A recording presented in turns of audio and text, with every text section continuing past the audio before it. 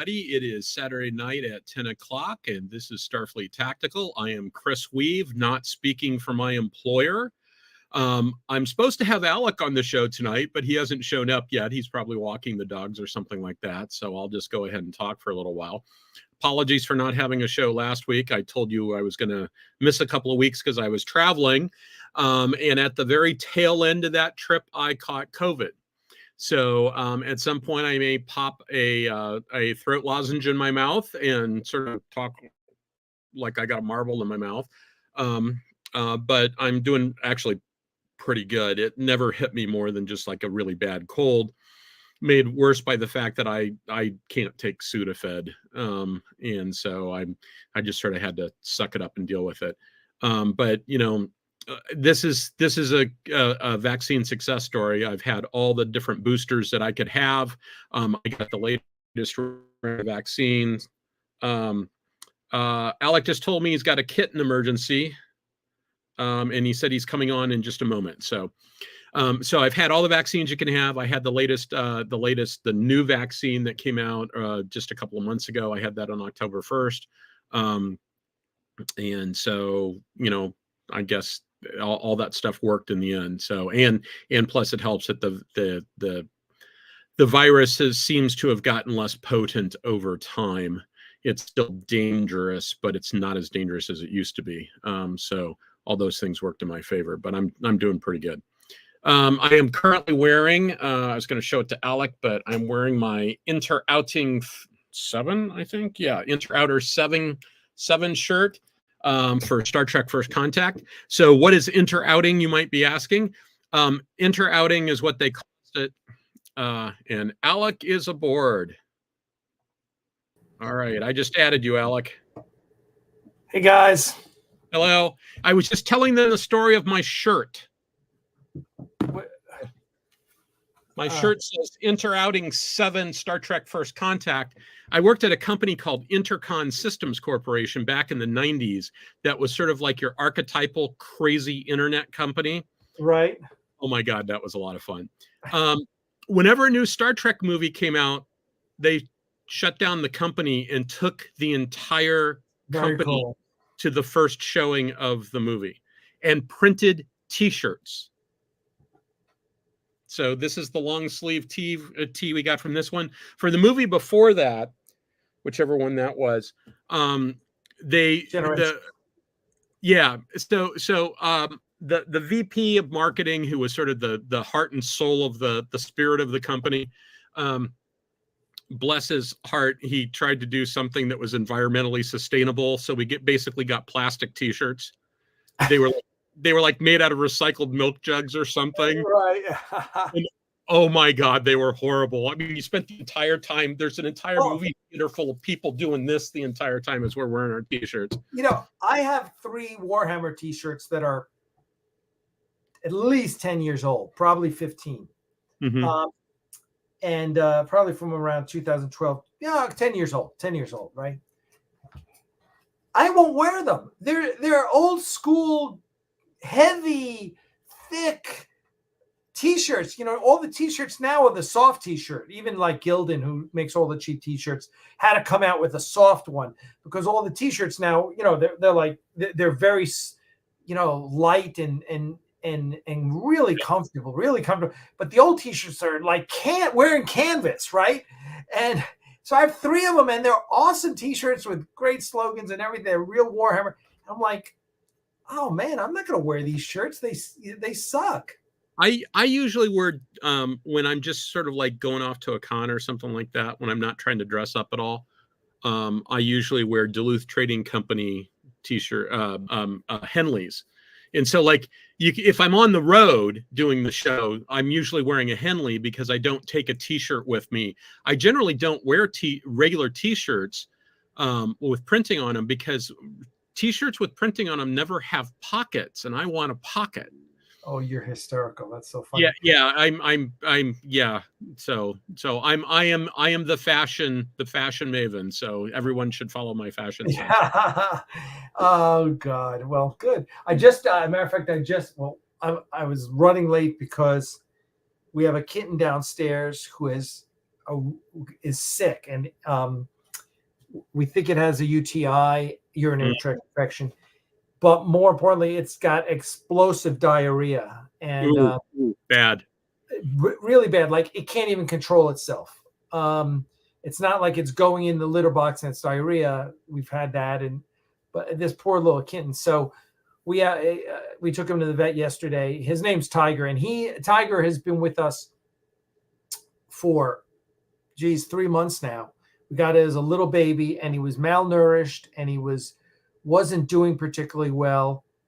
Crystal called him Tiger Lily, and I was like, Tiger Lily? Said, first of all, we weren't sure what sex it was. I said, Tiger Lily is never going to recover. I said, his name is King Tiger. So he's the King Tiger. And so and we just call him King or Tiger. And we had to give him special supplement.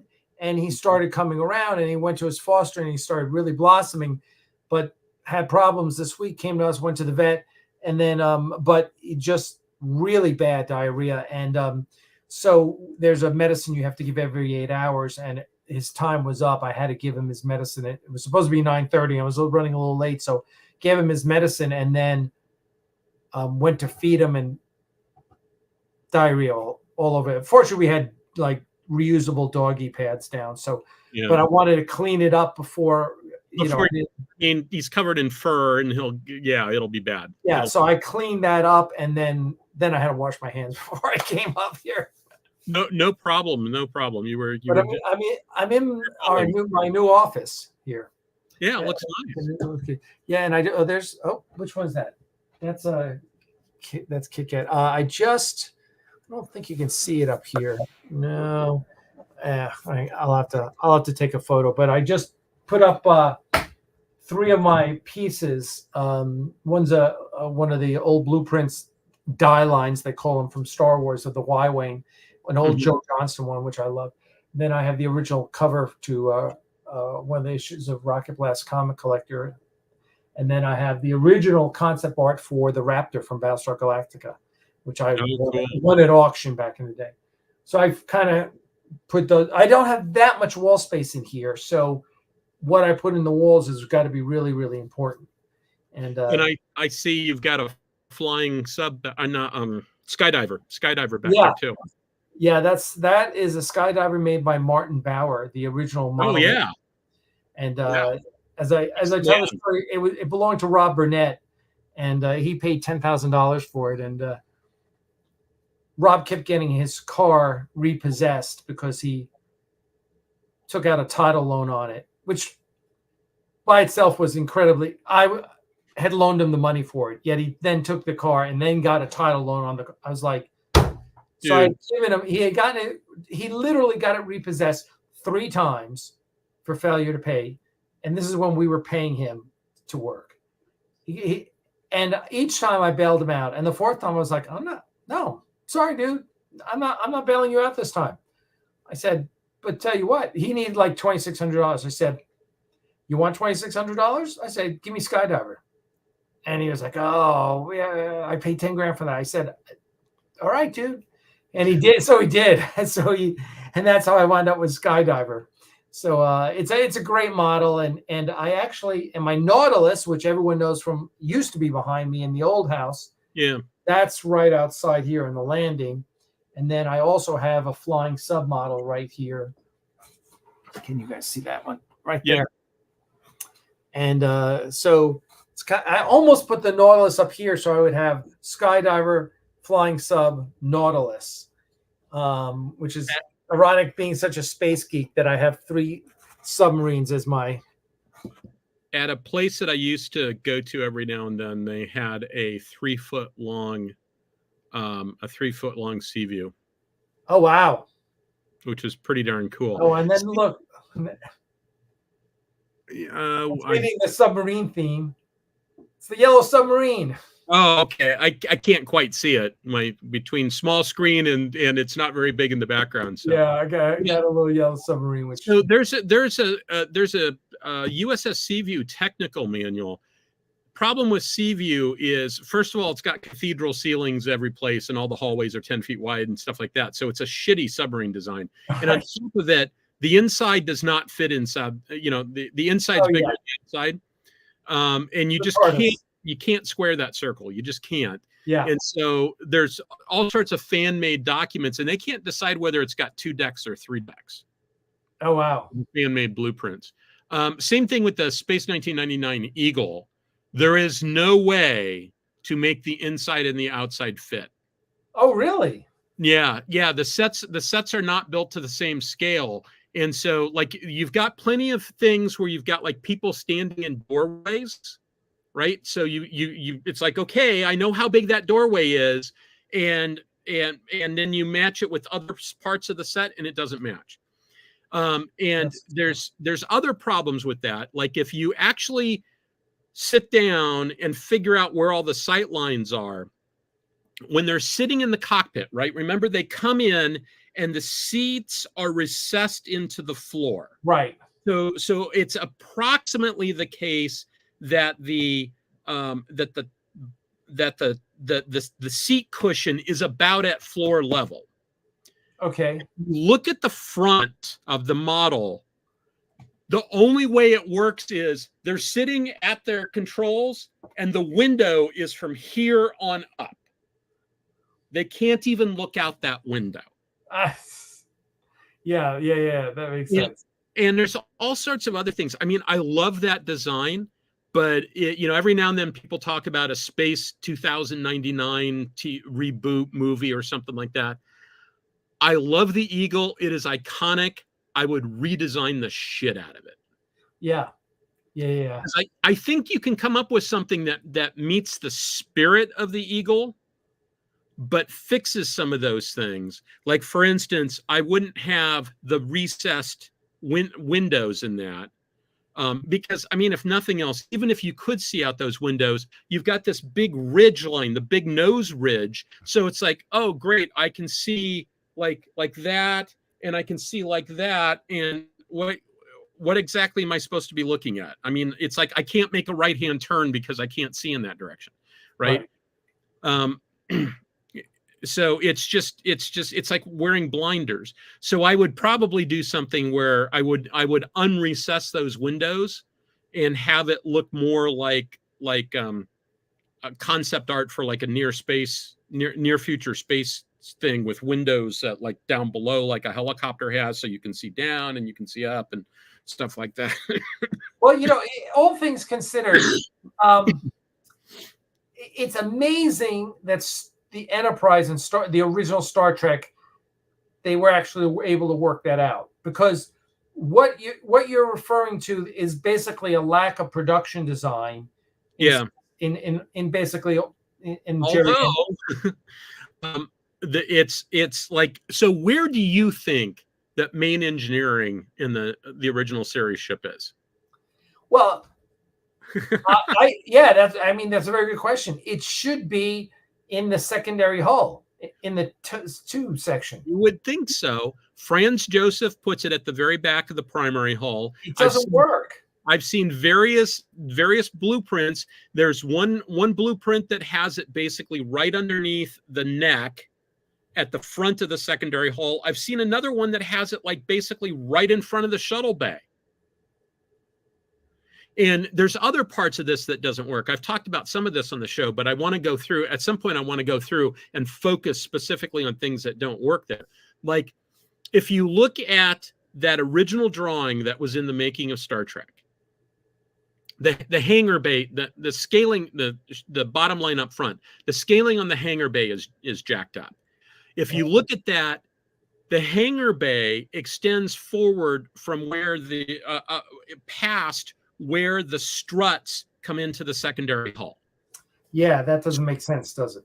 So you just basically, it's like there's no internal structure there.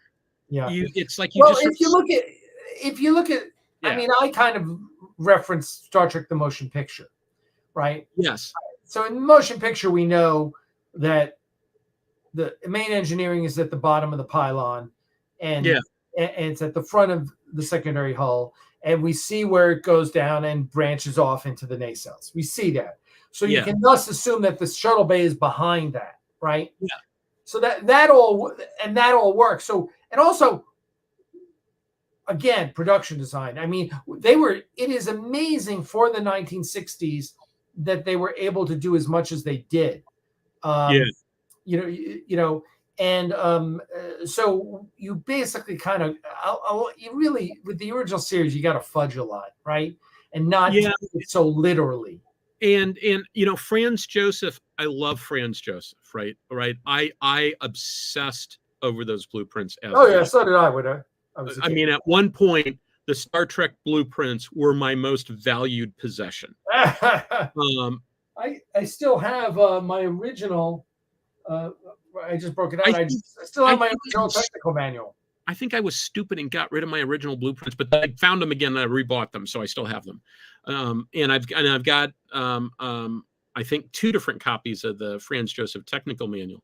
Part of the problem, though, is that his ship design, if you look at all the blueprints, and you should ask yourself one question: where's the framing? Where's the structure? Right? If you looked at a blueprint of a building, there would be dead areas where the building supports are. Right. There are no dead areas on that. No. It's all, yeah. And the secondary hull, one of the things about naval ships is like, okay, you get up on top, like say you're on an aircraft carrier, right? You're up at the top and you got the hangar bay, it takes up a bunch of space. But other than like above the hangar bay, the O3 level, which is the level right above the hangar bay, it kind of, it's kind of like a building in that there's a few dead areas, like where there's equipment that has to penetrate, and there's like elevators and stuff like that. But it's kind of like a building. You can kind of walk around, and it's got rooms and corridors and stuff like that. You go down into the engineering spaces, and that's not how the engineering spaces on a ship work. The engineering spaces on a ship work like there's some really, really seriously big pieces of gear, and you sort of build the people spaces around it. And so a lot of times that means you've got this big, like 2 or 3 story tall space with catwalks around it because it's got a big ass set of boilers or something like that. Yeah. Like when I toured, my friend Peter Gold was the chief engineer on a ship called the Henry Martin that is currently in the process of being turned into razor blades. But I got a chance to take a tour of the ship, and the diesel engine, like you think of an engine as like an engine block with some cylinders in it or something like that, right? And it may be air cooled, it may be liquid cooled, it may be whatever, but they all sort of fit in that. Maritime diesels do not look like that. Basically, you could stand between the 2 cylinders as they're operating. Wow. Because the 2 cylinders, the pistons are in these cylinders that are like 7 feet tall, and it's big enough around that a person could go inside. And they're just like kind of bolted to the deck. But that's actually not accurate either, because they're going down below the deck, right? Because the deck is sort of built around this thing. But it was like a 7-cylinder engine, just inline 7, and you could walk in between the cylinders. Now, I suspect there was probably some rule that said don't do that while it's running. Right, yeah. But there, as near as I can tell, there might have been some moving parts there that you'd need to stay away from. But I mean, the crankshaft and all that stuff is below deck. And so my hypothesis, and you start seeing this in the motion picture enterprise, and then you later definitely see it in the next gen blueprints, is my hypothesis in all this stuff is that the secondary hull is just basically you fit stuff in, and then you put the people places where you need to have people places. And so what you've really got is a small number of people places connected by passageways, but there's large chunks that are basically kind of open. That's my working hypothesis. I was just reading some of the comments here real quick. And so hi to everyone who is out there in internet land. One Horse Shay says, Alec, is there any consideration on Garth's character with him being Isarian and not Terran? That's a real complicated question. Ask me on Axonar Confidential one night, and I'll go into it. But this is the show. So, and then Michael Weir showed up. Says, good evening. Hello, Michael. Hello, Michael. And Stephen Ross says, I threw money at the Fanderson store and bought the Shadow and Moonbase Alpha technical operations manuals. Yeah, I really want to get that. I haven't gotten the Shadow one, and I really need to get one. I'm a huge fan of UFO. As a matter of fact, UFO is got UFO up there as one of my Blu-ray sets for UFO. I've got both of those technical manuals, and they're pretty good. And I remember they were trumpeting that they've got an explanation for the purple wigs. Oh, no, did they really? Yeah, and I went, I looked it up, but they wouldn't tell anybody what it was. You're going to have to buy the book to figure. And I bought it. I can't even remember. It was so dumb, I can't even remember what it was. I mean, you know what the real explanation was? Sylvia Anderson had a very interesting sense of style. Let's call it interesting. Because Sylvia Anderson was the costume person on that show. So she was dressing all the women in silver mini skirts and in purple wigs and all the rest. Yeah. So, well, it was the 60s, which is what I love about a UFO is it was the 60s. And as I always tell everyone should know, Benedict Cumberbatch's mom was in UFO. Yes. Colonel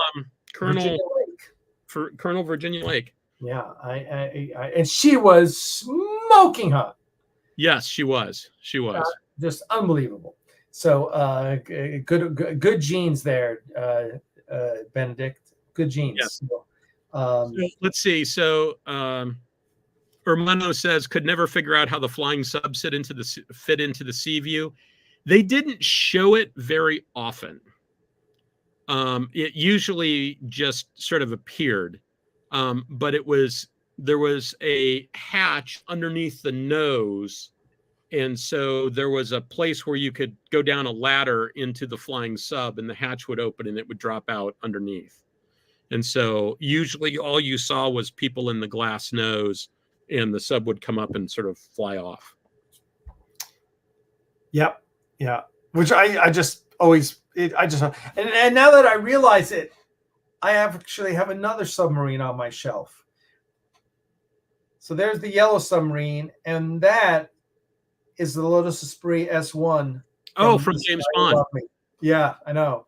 It's like even when I'm not thinking about submarines, I'm thinking about submarines. Yeah, and they built an actual submarine car, although it was not the normal interior. Yeah. I know. It was crazy, but yeah. So anyway, all this stuff was in storage, basically. Most of this stuff was all in storage. And when I got, when we moved, I got a room for myself, for my office. I was like breaking everything out. So it's nice to have all my books and everything back up on and putting things back on display. So yeah, there you go. I just broke out my books on my favorite airplane, the GO-229/H-09, which is the flying wing, the Horton flying wing from World War II that is now on display at the Smithsonian, although not restored. Yeah. I used to go, well, I went a couple of times. They would open their Suitland facility where all the stuff that they just had in storage and you could walk through. Wow. So the first time I saw Enola Gay, she was in pieces. Oh, wow. Really? Yeah, because they had just let her sit out at Wright-Patterson Air Force Base. They just let her sit out in the weather for 20 years. Really? Yeah. And but she went through a full restoration, right? Oh, yeah. She's beautiful now. She's beautiful. And if you come out to the National Museum of the U.S. Air Force here in Dayton, you can see boxcars here.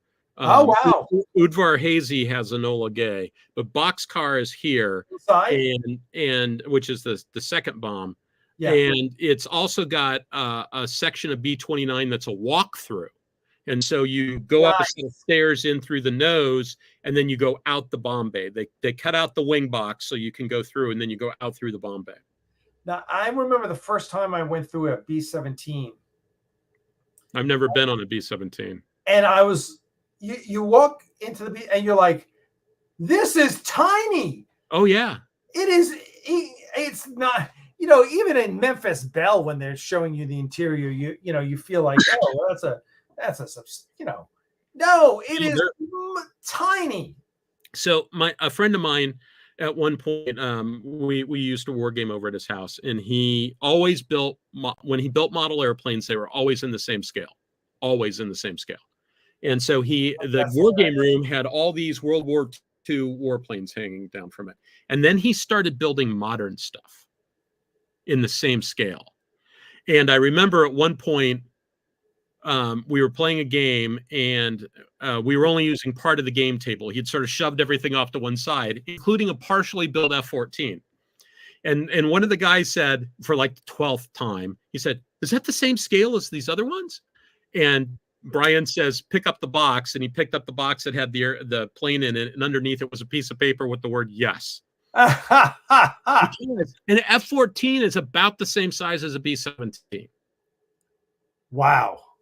It's about the same length, and it can carry way more stuff than a B-17 could. B-17 was like 4 or 5 tons of bombs. A F-14 way more than that. Right. Yeah, it's amazing how big how much bigger airplanes have gotten. Yeah, I'm just and I'm trying to find a really good comparison photo for the B-17 to the B-29. Of course, the B-29 had a pressurized hull. Yes. Right. So that was the big change of the B-29. And a B-29 is almost exactly the same size as a P-3 Orion. Are you kidding me? No, it's same takeoff, same max takeoff weight. A P-3 is actually lighter, so it carries more than a B-29. Same length. The wings are clipped, though, so the wingspan is less. But other than that, the stats are about the same. Yeah, the B-17 had a massive, wingspan, and the B-29, I guess, was probably similar in that regard.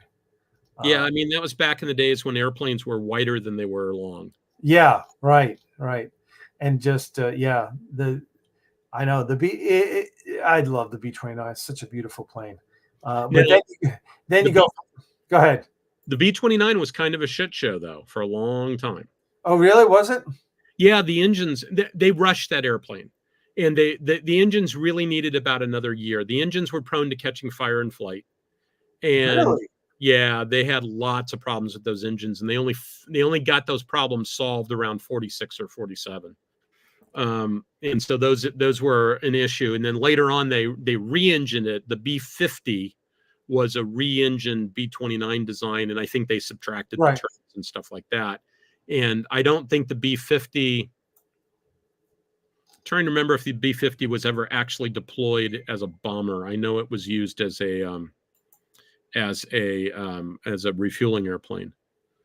So that was dodgy. In the early days of jets, when you had jets refueling off of B-29 derivatives, right? There were times where in order to make the speeds work out, you got to altitude, and you then went into a shallow descent and linked up, because that's the only way that's the only way that the tanker could move fast enough to stay above the stall speed of the receiving airplane. Wow. Well, here's let me just. Refueling is way harder than it looks. Yeah. So there's a B-17 versus a B-29 versus a B-36, which was crazy. It's crazy that the B-36 had that fucking tube that you had to go back and forth through. Yeah, on a little cart. Oh, right. It's like you laid on your back and sort of pulled on the. It's like, really? Jeez, dude. And the B-36 didn't last long either. No, nothing lasted long in that time period. Yeah, because you think you went from B-29, B-50, B-36, B-47, B-52, and then it was over. Yeah, and the B-52 was first roughed out in 1949. Yeah, this is insane. And the B-58 came afterwards, but the B-58 didn't last very long because it was insanely expensive to fly. And which one? The B-58. Yeah, the Hustler. Yeah, insanely expensive to fly, and it was still an analog computer, so its targeting computer weighed a ton. Oh, really? Literally, and was less accurate than the B-52s. Oh my gosh, really? But so Hermano says, I believe the B-29 was more expensive than the Manhattan Project. That is what I have heard. I have heard that of the three projects, B-29, Manhattan Project, V2, that the cheapest of the three was the Manhattan Project. And most of the cost of the Manhattan Project was industrial. And by that, I mean building the reactors to make fissile material. Yeah. The cost of the lab was relatively cheap. It was just building reactors, got to make the donut. And I have not seen Oppenheimer yet. I haven't either. I need to. And now, and Michael Weir, I think he has it on Plex for me to watch. And I will watch it because I can't wait to watch it. I need to reread Richard Rhodes' Making of the Atomic Bomb, which is just a fantastic book. And I met him once when I was in grad school. I had lunch. Oh, wow. Yeah, I worked for something called the Nuclear History Program in grad school. And so it was this multinational research project that was supported by the MacArthur Foundation, and a bunch of other people gave us money too. And so Richard Rhodes basically came and had lunch with us one day, and I think gave us, we had like a data exchange with him.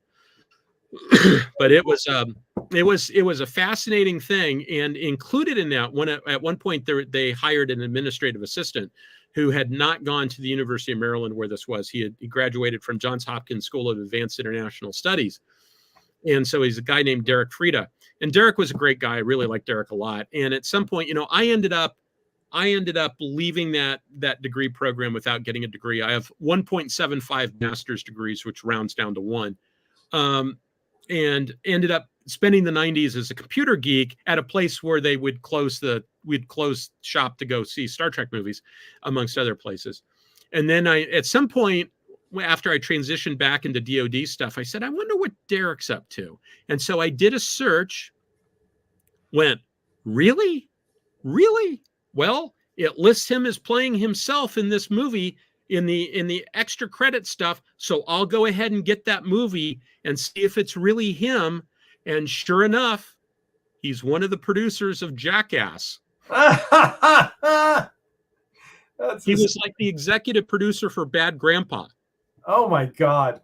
And I sent him an email at one point. I need to follow up with him. And I said, dude, at some point you have to tell me about exactly what the career path looks like that takes you from Johns Hopkins School of Advanced International Studies to Jack. Yes. By the way, One Horse Shay says, and now we're flying our top of the line planes pushing 50 years old. 50, dude! In 2 years, in 2025, we celebrate the 70th anniversary of the B-52 entering service. Now, I don't think any of the airframes currently flying are quite that old. Yeah, because those were the A's, right? But they are all like 50 years old. And so this is one of those interesting things. In fact, I read something earlier today. Somebody made the observation. This was about IT, but it applies to airplanes too, which is there is nothing so permanent as a temporary solution. There's a long history of the stopgap sticking around and the thing that was supposed to replace it going away. And that's going to happen with the B-52 twice. The B-58 went away, the B-1's going to go away, and the B-70 was never built. And part of that is because it was a stopgap, their goal was to get the damn thing in the air as fast as possible. And so they built it like a brick shithouse. And so that's, they study the airframe, and the airframe is so over engineered that it's just an over engineered airframe. And there's one problem with that airframe. Well, at least one, and that is the rudder is too small for the size of the airplane. Now, early on, the vertical stabilizer on the A models, that's another reason they don't fly it. The vertical stabilizer was too small, and it was kind of weak, and they had this disconcerting tendency to break off in flight. And you may recall that a B-52 once dropped 4 atom bombs, I think it was 4, in a town in Pennsylvania one time when it broke up in a storm, and that's because the tail fell off of it. Wow. And so they then, in the later models, they made a bigger tail, and they reinforced the tail, but it still has a fairly small rudder. And so this is one of the reasons. There are a couple of reasons why when they went to re-engine the B-52s, oh, cutie. This is Sparky. Hey, Sparky. Sparky is, yeah. Sparky was he's underneath my chair. He's following me around everywhere. Sparky. You're famous now, Sparky. Yeah, Sparky and his sister Kiki are here. Sparky follows me everywhere I go. Right, buddy? Even downstairs when he's not supposed to. But when they decided to re-engineer the B-52s, he's purring like a locomotive. I thought I saw a tail in the background. Is the other one around there too? That's Gus. Yeah. Okay. Yeah, Gus is that we adopted this year. So anyway, you were saying when they went to re-engineer the B-52s, at one point they were talking about replacing the 8 engines with 4. Well, they decided not to do that for 2 reasons. One is, turns out the engineering of replacing 8 with 4 and getting the balance right on the struts, that turned out to be way harder than they thought, and it was contraindicated. The other thing, though, is that they had a real concern about losing engines, because if you lose an engine, now you've got asymmetric thrust. Yeah. And so the problem is the rudder on that airplane is wimpy. I mean, if you look at it, rudder is only like the back quarter of that stabilizer. It should be like half that stabilizer should be rudder, but it's only the back quarter. It's actually fairly small. If it had a bigger rudder, you'd have more control authority. And if you had asymmetric thrust, you could counter it with rudder. But they were really concerned that they wouldn't be able to counter it with rudder. And as a result, they would have to yank back on the thrust. And if you lost 2 engines on the same side, you were hosed. So they decided they liked having 8 engines. So I assume it can fly with just 2 engines on each side working. I'm not sure exactly what you need, and I think it depends upon whether you're full or not. Yeah. I've got a buddy I can ask. A friend of mine used to be a navigator on a oh wow B-52 back in the day. Back and he's got all sorts of stories. There was one particular mission set where they never really bothered to brief how they were going to egress, because the plan was, you're not going to need to know that. You're not going to need to do that. Oh gosh. Yeah. Rob David says rudder sizing for twin engine aircraft is such a pain in the butt. Yeah, I can believe that. What do you? Huh? But there's a series of cartoons that people have done that show B-52s with Galaxy class engines on them out in space, and I kind of like those. B-52 reminds me of starships. Bridge modules get replaced, much like avionics are continually upgraded in the aircraft. Yeah, one of the things they're doing, at one point they added these bulges underneath that were for cameras that were specifically designed so that if they could pull shutters down, and if they were dealing with nuclear detonations, that it would, they'd be looking through the cameras, and that would be better. Those were an add-on. Those weren't original equipment. Those were done in like a refit that was done in like the 70s or the 80s. Well, now they're pulling those things off again. and they're taking away some of the extra bulges and stuff, and they think that it's going to increase their range even more.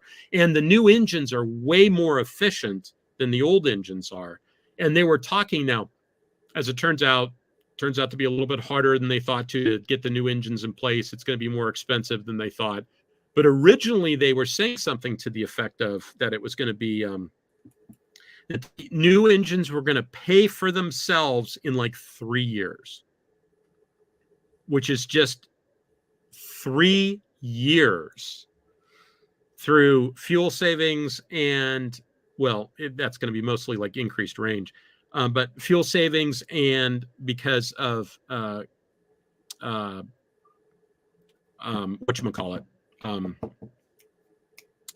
maintenance. So it says once the B-52s receive their new Rolls-Royce F-130 engines, B-52Hs will officially become B-52Js. Yes. Now Rob is throwing some shade. He says, I don't speak for my employer, but of course it's underperforming. They picked Pratt, not GE. I don't think they picked Pratt. They picked Rolls-Royce. They picked Rolls-Royce. Yeah. And it's a business jet engine. Crazy. Which is also interesting because one of the things I've heard is that some business jets, you can buy the business jet with 3 different engines. Right. It's the same engine. The difference is the software load. No way. That's crazy. Now, imagine there's all sorts of, Rob says Rolls, not Pratt. Yeah, the point is the same. Okay. Little bit of partisanship. That's okay. Where's the Rolls-Royce engine built? I want to say they're going to build it in Ohio. I think it's going to be a local production thing. And I think maybe it's already being built in Ohio because they're building business jets with it. I could be wrong on that. I'm doing all this from memory.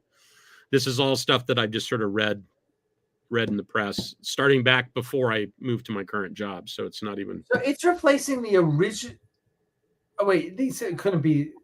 The engines can't be 50 years old. Yeah, they are. Holy shit. That's part of the problem is that they're really old.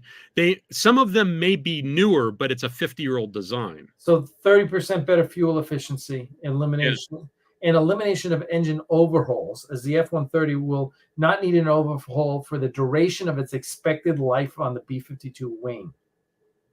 Now, that'll be interesting. Let's see if that actually happens. Yeah. But, all right, I'll press the I believe button for now. Yeah. But wow. So that bit about how some business jets have engines that are that have multiple software loads. I also heard that there was, I think it was A-10s, and a friend of mine said that he thought it was probably a guard thing, that this didn't sound like something that the Air Force would do.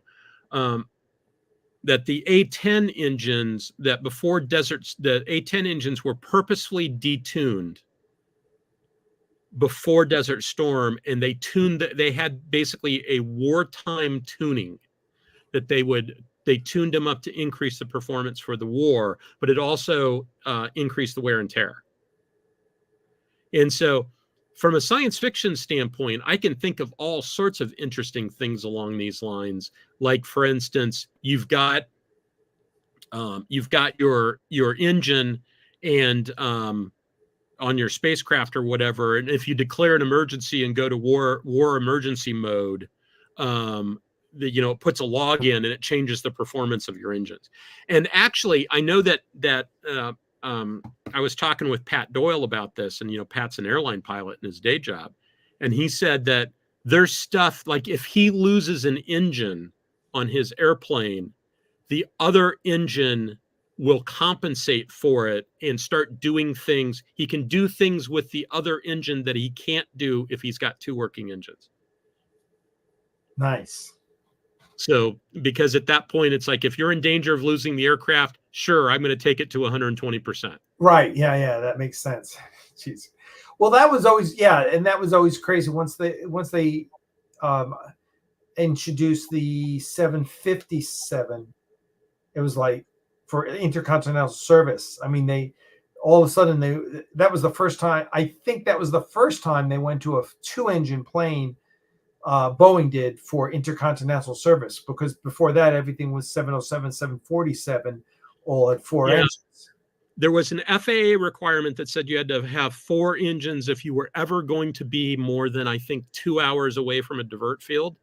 And so if we're going to fly over the ocean, you had to have 4 engines.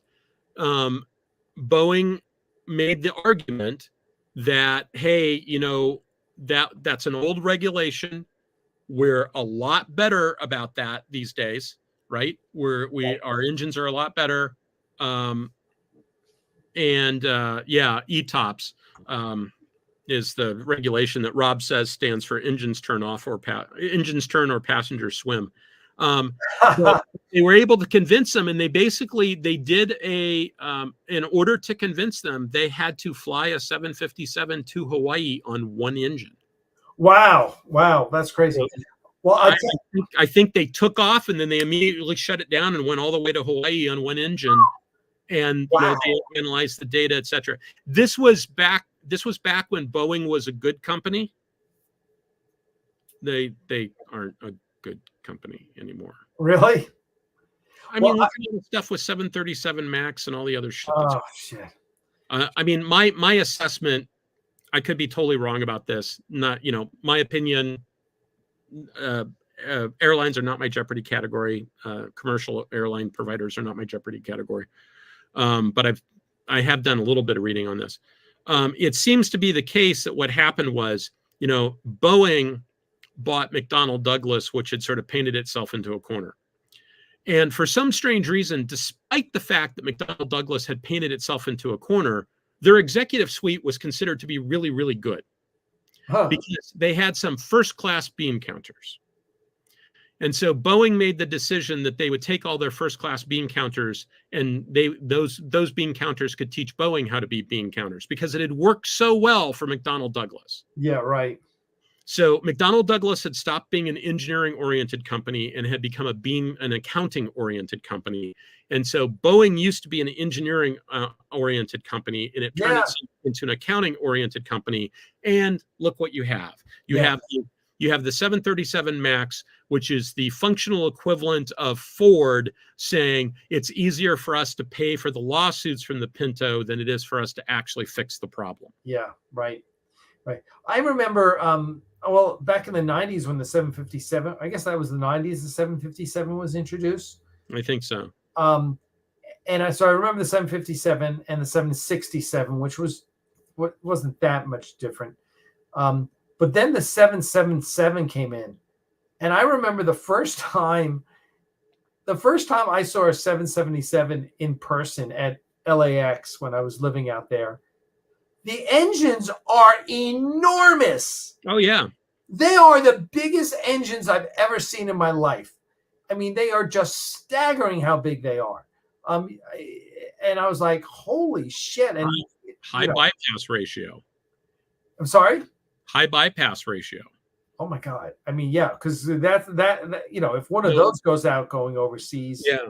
So for folks that don't necessarily, for folks that are not familiar with that term, it means that you've got a fan blade.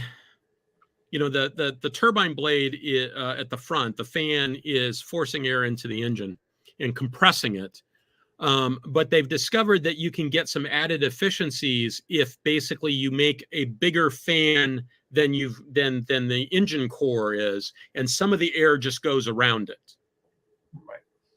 And there's some tricks you can play with pressure and this and that and the other. It's more complicated than just they've added a propeller to it and it's functioning like a propeller.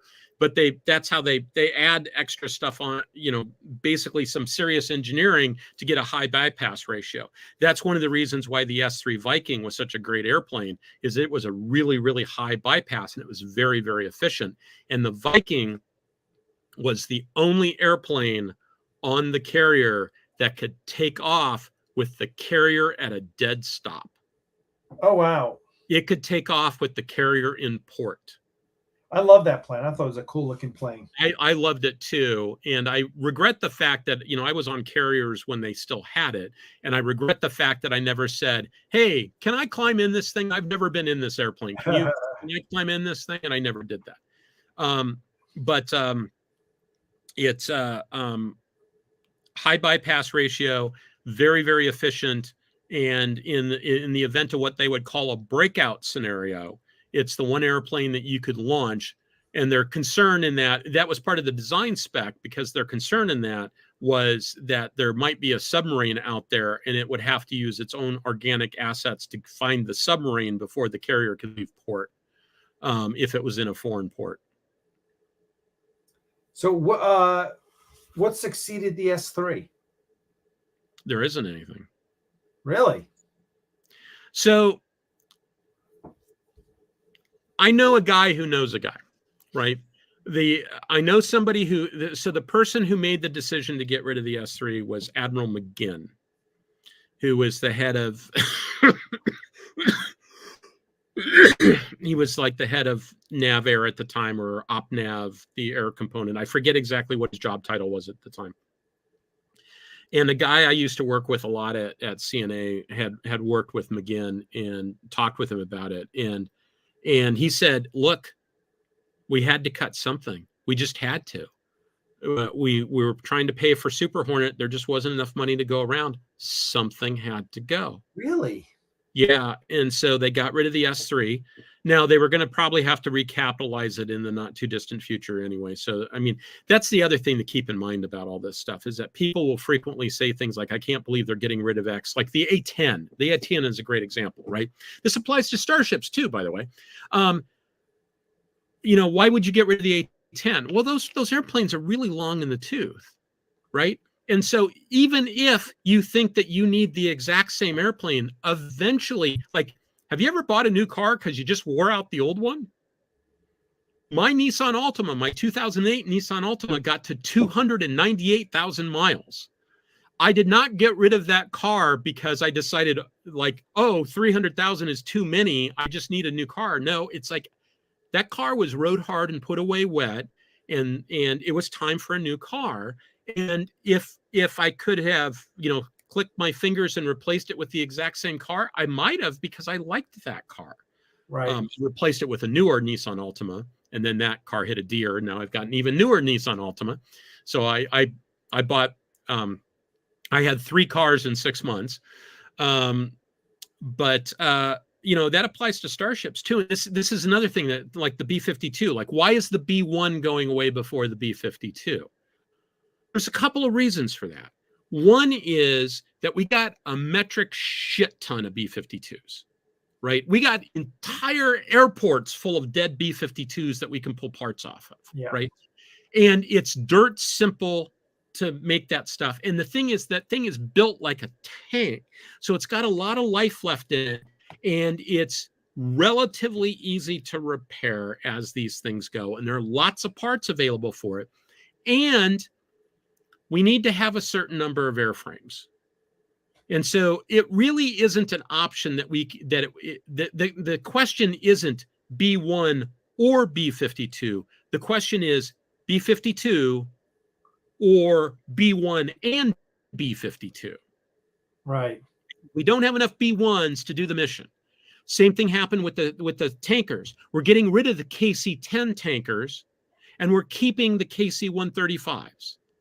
And that's for a couple of reasons. One is the KC-10s were the new hotness. They were rode hard and put away wet. And so they got a lot of miles on them. We really, really use those airplanes. But the second thing is that we didn't have the option of getting rid of the KC-135s instead. We were going to keep KC-135s. And so would you rather have one airframe you're supporting or 2? So how does this apply to starships? And I actually did a show on this a while back. How does this apply to starships? How many Excelsiors have we seen show up? How many Mirandas have we seen show up? Now, you and I both know that the real reason is, hey, Bob, go get the Miranda model. We need a random starship. Go get the Miranda model, right? We know that that's why it is. Put some widgets on it. But I can explain it in universe as, that platform came about at a time when Starfleet was just cranking them out like sausages. Yeah. And so they got a Liberty ship. It's a Liberty ship, and they got a shit ton of hulls, except it was better built than Liberty ships. Liberty ships weren't particularly well built. There's a reason why they went away pretty fast, and that's because they were wartime expedients. That having been said, the Colossus class light aircraft carrier that the Brits built, they built them intending them to keep them until the end of the war and then throw them away. The last Colossus class carrier left in like the 90s. Oh, Jesus. Because the Aussies kept theirs around until the 80s, at least the 70s. I think it was the 80s. The Brazilians had one. The Brits kept theirs around for a surprisingly long time. They were kind of lightly built. They were built to be fastly constructible. They weren't built to be a tank. But they kept them around because, like I said, there's nothing more permanent than the temporary thing. Did they have the armored decks? Yeah, they did, because all the Brits had armored decks. Because right. The Brits assumed they were fighting in the Med and they were going to be within the range of land-based air. So they assumed that they assumed that they were going to be attacked and that enemy planes were going to get through. Now, there's a question, though, because like the thing about an armored deck is you punch a hole in it and something goes boom down below. Even if you save the airplane, save the ship, now you've got twisted metal that you have to cut away and size a patch and weld it in place. With the wooden decked aircraft carriers, you put the armor down lower so it's got more stability. The wooden decked aircraft player, you just wood's cheap. Wood's cheap, wood's easy. You replace it that way. But going back to the Mirandas and that stuff, my hypothesis is for the Mirandas and the Excelsiors, they crank them out like sausages. And so we see one ambassador class in the entire show, to the best of my knowledge. We see no derivatives from that, whereas we clearly see derivatives, like the Miranda is clearly a derivative of the Constitution or whatever you want to call the movie era Enterprise, right? It's clearly a derivative. So they mixed and matched the parts. They did the Lego thing with that.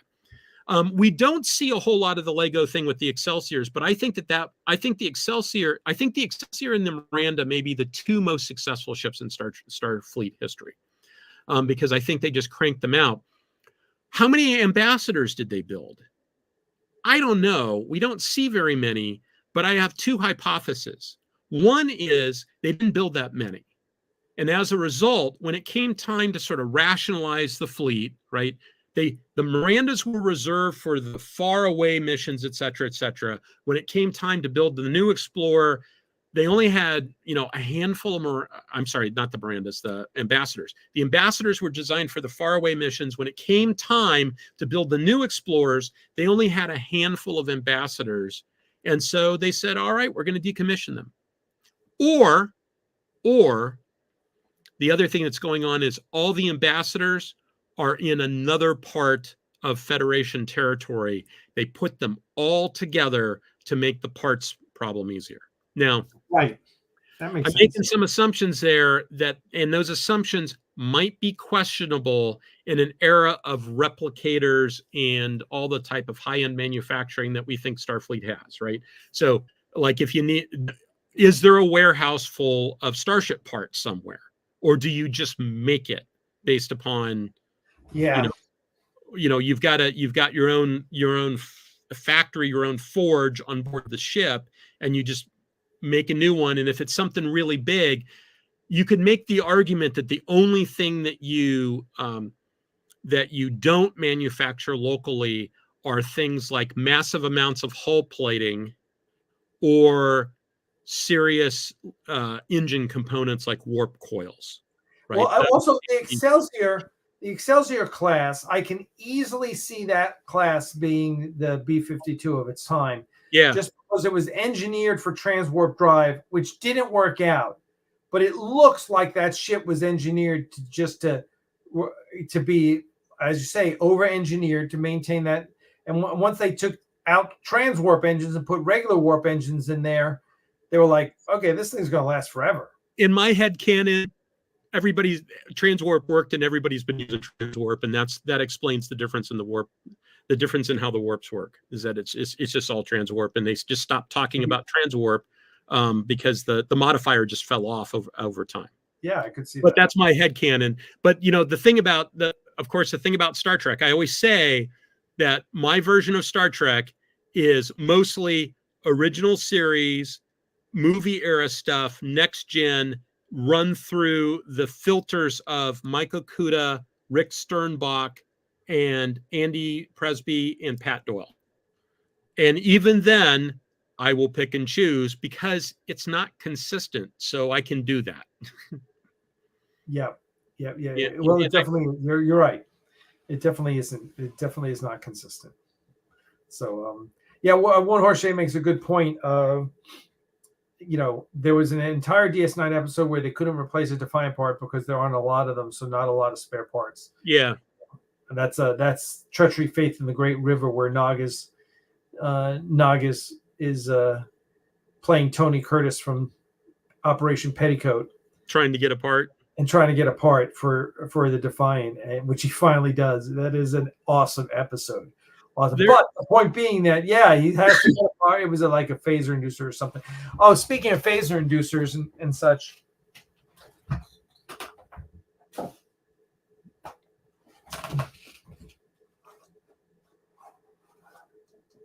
That looks really familiar. What is that?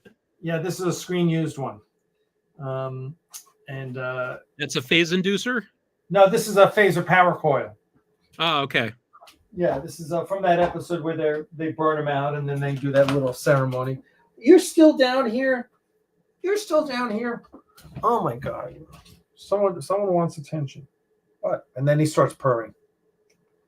That's fine. That's fine. What? Where's Kiki? Where's your sister? Yeah, replicators are a lot less magical than they at first seem. One of the things I always tell people, because I'm constantly running into people that say things like, well, they'll just replicate it or something like that, or something about transporters or something. It's like, no, go and reread that, and don't just skim it. You have to throw away everything. Approach it as if you've never heard of this before. Because when you read Sternbach and Okuda about these things, they don't work the way that people think they work. Replicators, transporters, shields, none of it works the way you think it works. Why is that? Well, it's just that their explanation. For years, we got the really quick explanation, right? Like the explanation of a transporter works, but it dissolves you in one place and then it beams your components as energy to someplace else, and then it rematerializes you. And if you can only do a one sentence explanation, that's perfectly fine.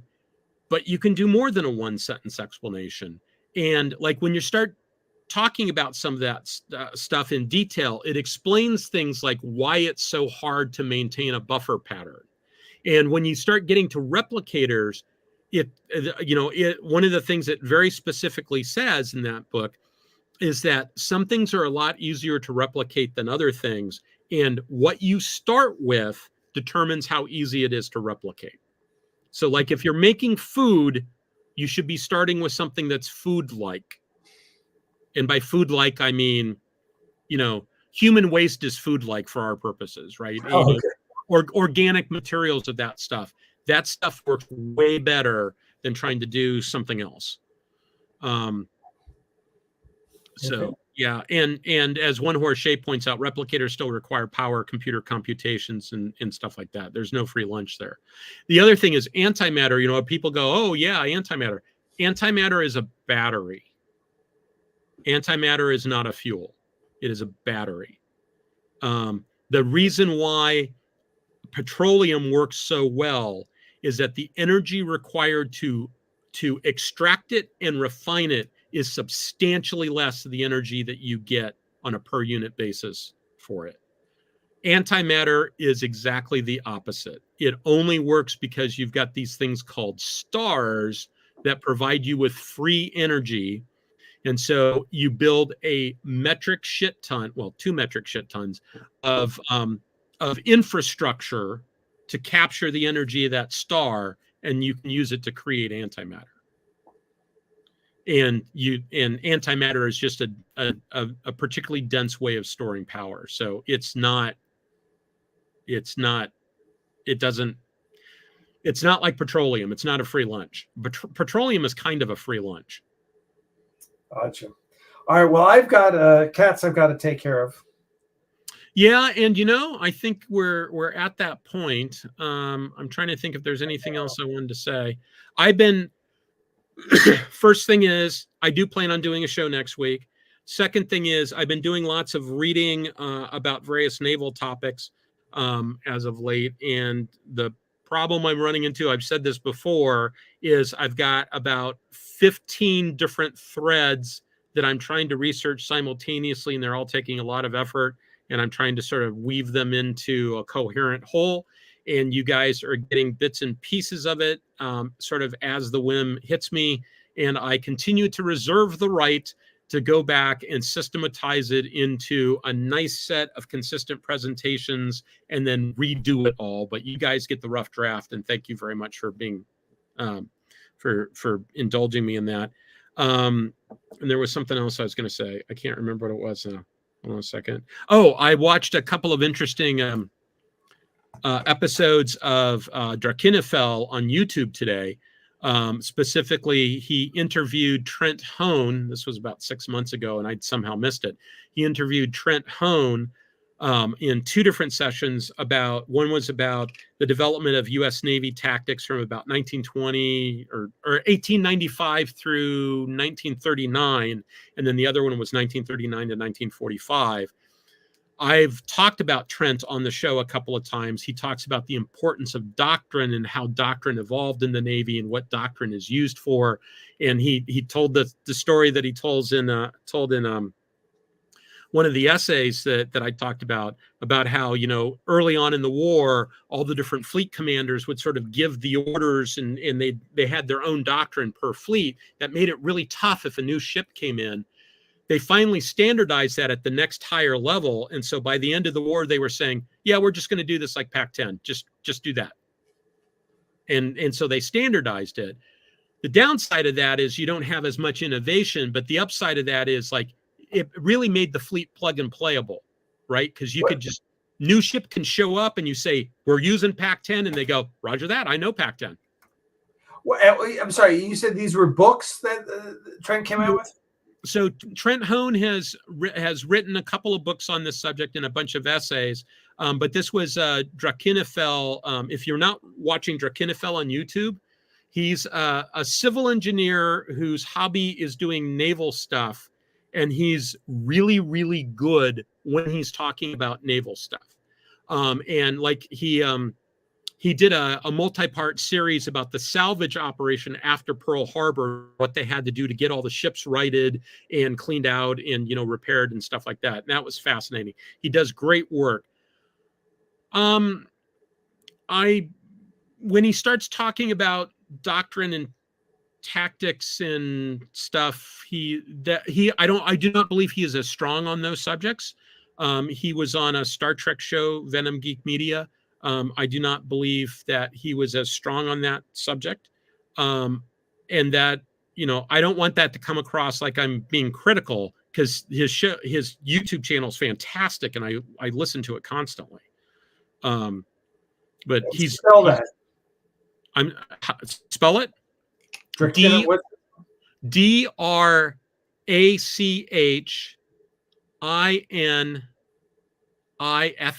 I believe. Okay. Oh, there it is. I'll have Drab put it up there. Yeah. He's just fantastic. That's interesting. Okay. Well, yeah. Olive said Drakenifel and Venom Geek even did a few shows on Star Trek ships together. I had very, very high hopes. I had impossibly high hopes, high expectations, and my expectations were not met. But last thing I want to mention also is, if you haven't seen Loki season 2, it's outstanding. It's the best Marvel TV show that they've put out so far. So if you haven't, I would binge season 1 and season 2 of Loki. and I'm drawing a blank on the actor's name. Tom Hiddleston. Yeah, Tom Hiddleston. I always had a theory. I had a theory about Loki that is admittedly increasingly hard to sustain, but I really wish that they had done my theory instead of kind of what they're doing. My theory was that Loki was intending to double cross Thanos because Loki was always the smartest guy in the room, and that Loki was he's not really evil. He's chaotic good or chaotic neutral in a world of lawful good. He had a lawful good family, right? As Asgard was full of lawful good people, so they looked at him and said, "Oh my God, who is this guy?" When in reality, he's just more Machiavellian than they are. Right. Yeah. The entire thing was a plan to get close to Thanos so he could stab him in the back. Admittedly, increasingly hard to sustain that argument, but it's entirely consistent with what we saw in the first Thor movie, where he essentially does that. Okay. Not with Thanos, but with the giants. Yeah. Gotcha. Yeah, I just, I think it's interesting that they took this character who everyone loved, but for the wrong reasons, and gave him basically a redemption story. It's basically a redemption story. It's basically so that he goes from being like me, being a Captain America fan, I was always like, Loki's a dick, period. And then he keeps fucking Thor over one way or another, but finally he comes around without, okay, spoilers ahead, but he finally, by the end of season 2, you're like, wow, they really brought that character full circle and gave him an ending befitting of a god. I need to go watch it. You do. And it's not just, it's that everything about that show is so, production design is brilliant. Owen Wilson is brilliant. They bring in Short Round, the actor who played Short Round. I forget. Yeah. He has a major role in season 2, and he's so freaking good. It's crazy. And the guy who plays Kang, I forget, Jonathan Majors, brilliant. It's just, yeah. Season 1 is interesting and good. Season 2 is off the hook, but not in a traditional Marvel. It's in many ways, season 2 is not what you expect from Marvel. It's way better. And it did generate one of my favorite memes of all time. Which is which? The one where Loki is saying, yes, very sad. Yeah, it's awesome. All right, I got to go. Got kitties to take care of. All right, I got to go too. Everybody, see you next week. LYSSA, by the way, is just, she was out today. She had something else that was sort of running late. And so since the two of us were here, I said, yeah, go off and do stuff. So LYSSA's doing fine. She's just busy tonight. So I expect to do a show next week. And basically, I think I expect to do shows all the way up through probably won't do one around New Year's, but probably up through Christmas. I expect to be doing shows. And one Jorge, we'll definitely start talking Axonar and on Axonar Confidential. So check out that. All right, Alec, thank you very much for dropping in. Anytime. You take See care. You later. Bye, everyone.